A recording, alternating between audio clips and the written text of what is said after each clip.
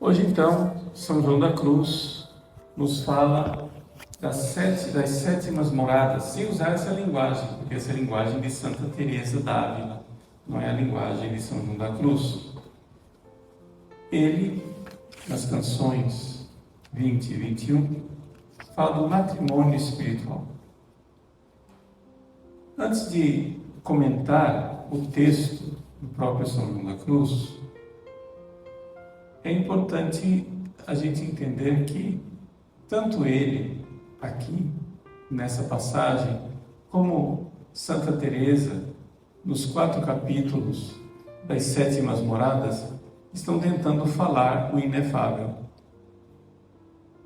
Não dá para falar. Por quê? Porque o que há de mais importante nas sétimas moradas é a experiência. Então, experiência é uma coisa meio indizível. Já tentaram dizer que gosto tem uma fruta que ninguém nunca comeu? Sei lá, aqui em Cuiabá, lá no Nordeste, é comum a gente comer saputi. Aqui ninguém sabe nem o que é. O que é um saputi? Qual é o gosto do saputi? E por mais que eu tente falar para vocês qual é o gosto, isso é intransferível, só tem um jeito. Você vai lá e come o saputi, você vai saber o que é. Está entendendo? Então, o que é a sétima morada? Né? Santa Teresa, ao falar das sétimas moradas, diz assim, que Deus menee la pluma, que seja Deus a conduzir a caneta lá, né? Para ela escrever. Então, São João da Cruz diz assim: a las aves ligeras, leones, ciervos, gamos saltadores, montes, vales, riberas, aguas, aires, ardores, y miedos de las noches veladores, por las amenas liras y canto de serenas os conjuro, que cesen vuestras iras, que no toquéis al muro, porque la esposa duerma más seguro. Li tudo.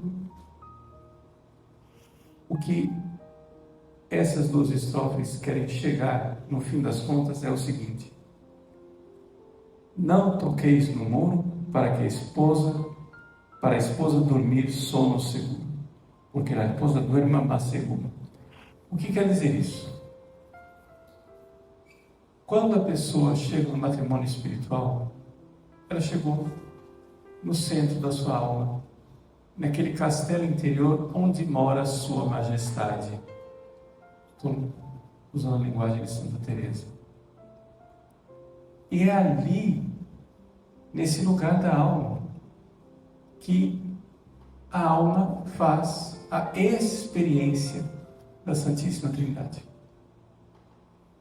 É por isso que, em minha opinião, eu acho que é opinião com bastante fundamento, que os santos do Antigo Testamento e Nossa Senhora, inclusive, até mesmo antes do anjo aparecer para ela, eles já sabiam perfeitamente que Deus era a Trindade. Sabiam de forma experimental, talvez não tinham palavras para dizer, mas sabiam de forma experimental. Porque é isso que se passa nas sétimas moradas. A pessoa vê dentro da sua alma, interiormente, o Pai, o Filho e o Espírito Santo. Se dá aquilo que Jesus prometeu aos seus apóstolos, né? Eu virei com o Pai, o Paráclito virá. Então, a Trindade, ela que já está dentro de todos nós, ela se dá como experiência. É isso que é a sétima morada, esse matrimônio espiritual. E o que é que, como nós podemos dizer essas coisas? Bom, em primeiro lugar, comparações. Comparação que eu sempre uso, que é muito comum nos escritores espirituais, é a comparação do fogo e do ferro. o ferro da nossa humanidade, em contato com o fogo da divindade, o ferro começa a se comportar divinamente. Porque a alma está divinizada. Por fora, tudo normal. Por dentro, ela sabe a diferença. Então, aqui, esse matrimônio espiritual quer dizer, é a fusão. O ferro finalmente se fundiu e agora ele se comporta como fogo. Não parece mais ferro. Parece fogo com suas labaredas. É tão brilhante, tão fluido. Solta tantas labaredas que parece fogo. É a divinização aqui na Terra. Um ser humano se comportando como Deus. Ou seja, em palavras resumidas, um ser humano amando plenamente como Deus. Como Deus, participando da natureza divina. Então, é neste lugar recluso da alma que está esse muro. Não toqueis al muro. Ou seja, toda a poesia de São da Cruz consiste simplesmente em dizer para as coisas que estão fora, que são da alma, mas que estão fora desse lugar recluso, interno, íntimo da alma, desse lugar, desse Santo Agostinho, desse interior íntimo meu, esse lugar intimíssimo da minha alma, todo o resto, pare de perturbar. Não toque o muro. Veja, por exemplo. Então, a esposa está lá em paz com o esposo, lá dentro da alma. Porque a esposa dorme mais seguro. Então, não fiquem perturbando. O que são essas coisas que já não perturbam mais? Quando a pessoa chega na sétima morada, né? Se nós perguntássemos a Santa Teresa, que passa em las sétimas moradas? Ela diria, não passa nada. Não passa nada.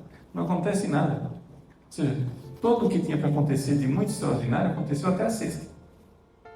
Então, por isso, São João da Cruz diz assim: ó vós, aves ligeiras, leões, servos, gamos saltadores, montes, vales e ribeiras, águas, ares ardores, e das noites os medos veladores, pelas amenas liras e canto de sereia vos conjuro, que cessem vossas iras e não toqueis no muro, para a esposa dormir sono seguro. O que quer dizer toda essa linguagem dele? Primeiro, as aves ligeiras são a imaginação.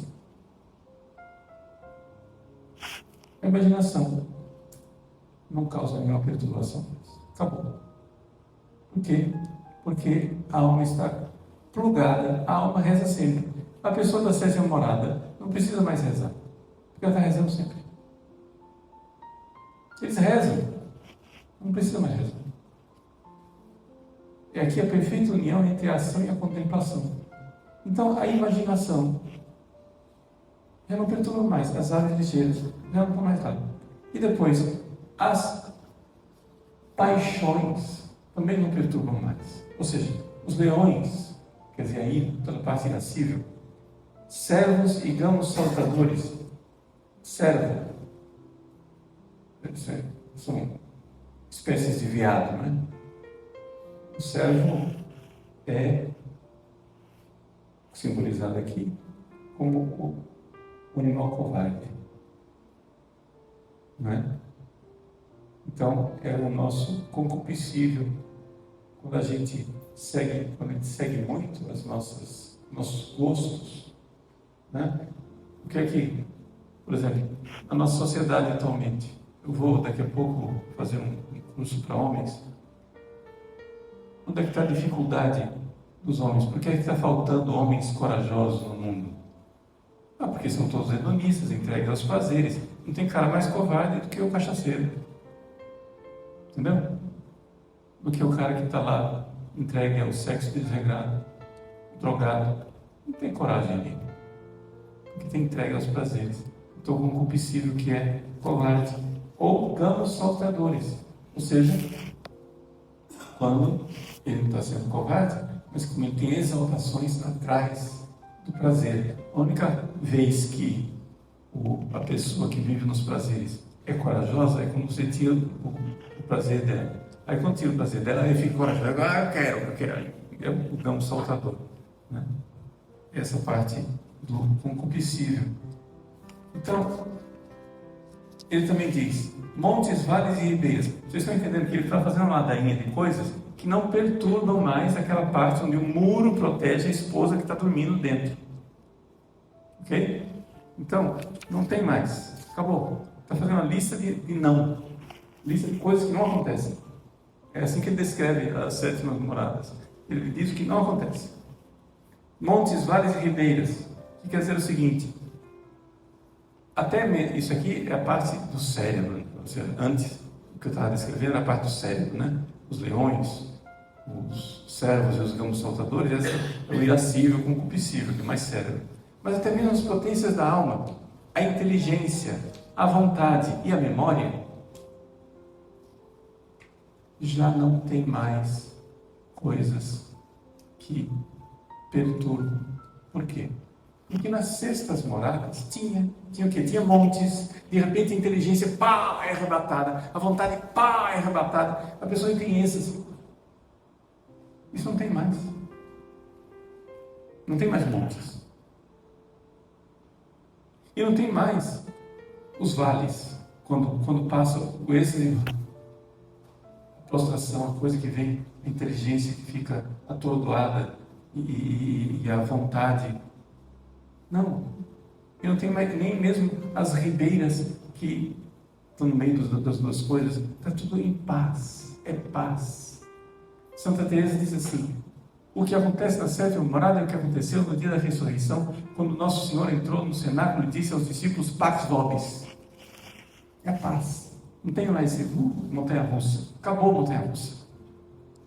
Então, águas, ares, ardores e das noites os medos veladores são as paixões. A pessoa, entendam bem, ela não é que ela fica apática. Não é isso. A pessoa continua tendo paixões que funcionam.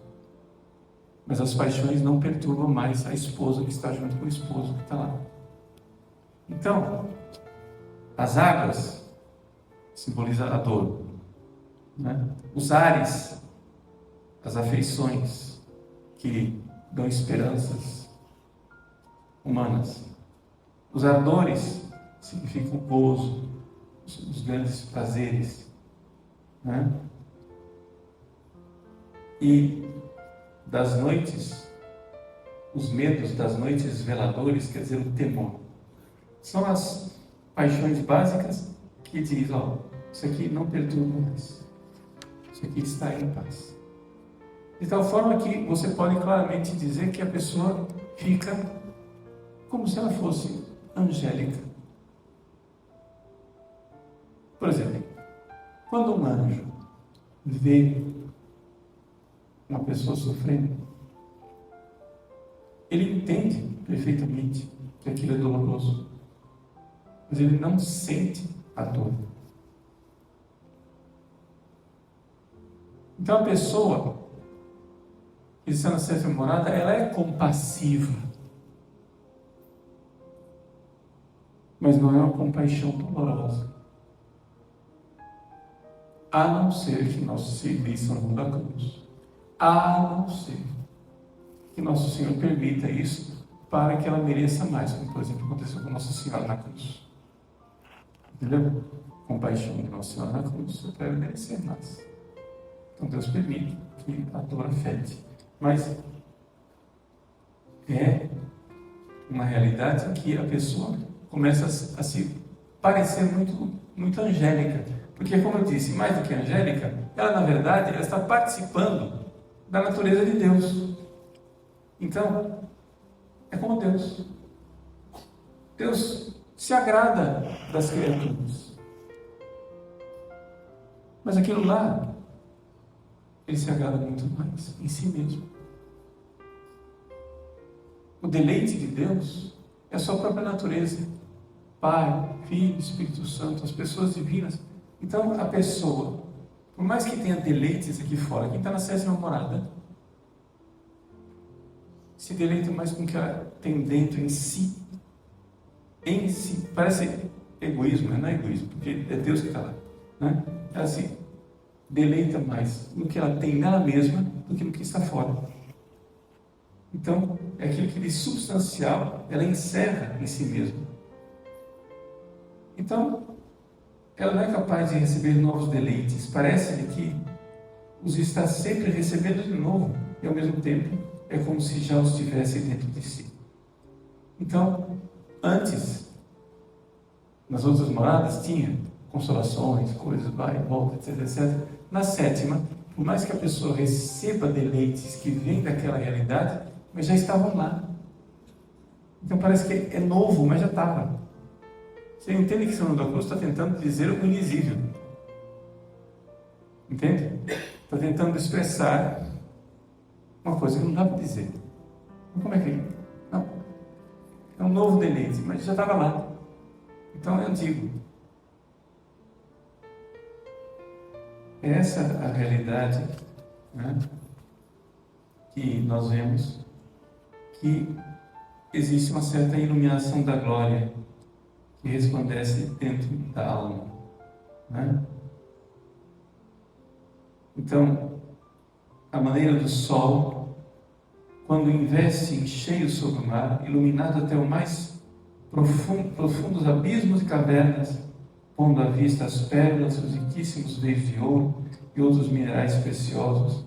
Assim, esse sol divino do esposo, voltando-se para a esposa, de tal modo traz à luz as riquezas da alma, que até os anjos se maravilham e dizem: quem é esta? Você está acostumado a esse versículo, acostumado a aplicar Nossa Senhora, quem é essa que avança com a obra? Mas isso, desse mundo da cruz, acontece com a alma. Os anjos, quando vem uma alma na 7ª morada, ficam assim: quem é essa? Por causa da glória, dessa participação da luminosidade de Deus. Né? E ele conclui dizendo o que eu disse desde o início: muito pouco dissemos a respeito do que se realiza nessa união, pois muito pouco é o que se pode exprimir por palavras. Né? E ele conclui falando das amenas liras, que é o próprio esposo, o canto de sereias, que é esse deleite da alma. Então, tudo cesse em vossas iras, não toqueis no morro, para que a esposa dormir sono seguro, porque a esposa dorme mais seguro. Então,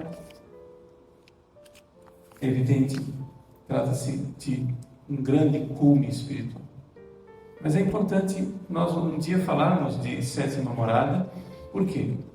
Porque ao falar da 7ª morada, nós então enxergamos o que Deus quer fazer conosco. Não estamos lá, estamos bem longe disso. Mas é importante saber: magnanimidade. Magnanimidade quer dizer a grande alma. Deus quer grandes coisas para nós. Por isso, com grande humildade, nós reconhecemos como fez Nossa Senhora. O Senhor olhou para a humildade de sua serva, ela diz, grande humildade. O Senhor fez em mim maravilhas, magnanimidade, reconhecimento. Deus quer fazer grandes coisas. Deus quer que nós sejamos grandes santos. Santa Teresinha, com toda humildade, dizia isso. Deus quer que sejamos grandes santos. Mas isso é falta de humildade, Padre? Não. Porque Deus merece. Ser santo é ter muito amor para dar. Então Deus merece, Deus quer. Somos nós que somos preguiçosos e não deixamos Ele fazer. Então tem muito caminho. Esse caminho, essa estrada, através da qual São João da Cruz nos conduziu nesses dias, é a estrada, é o caminho do projeto de Deus para nós. Então, que Ele do céu interceda por nós. Ele que entrou na 7ª morada, nos cárceres de Toledo, Santa Teresa d'Ávila, que entrou na 7ª morada quando São João da Cruz deu meia hóstia para ela. Jesus apareceu e deu para ela de presente um cravo, um prego, um presente do noivo para a noiva. Essa comunhão com aquele que nos ama. Que isso parece de prego, Padre. É um sinal do amor dele. Foi o prego que ele sofreu na cruz por amor a nós. A esposa recebe sinais de amor do esposo. Então, vamos lá. Vamos, com alegria, continuar nosso trabalho, nossa trabalheira, para que um dia nosso Senhor nos acolha dentro do muro, nos proteja e que a esposa possa dormir no sono seguro.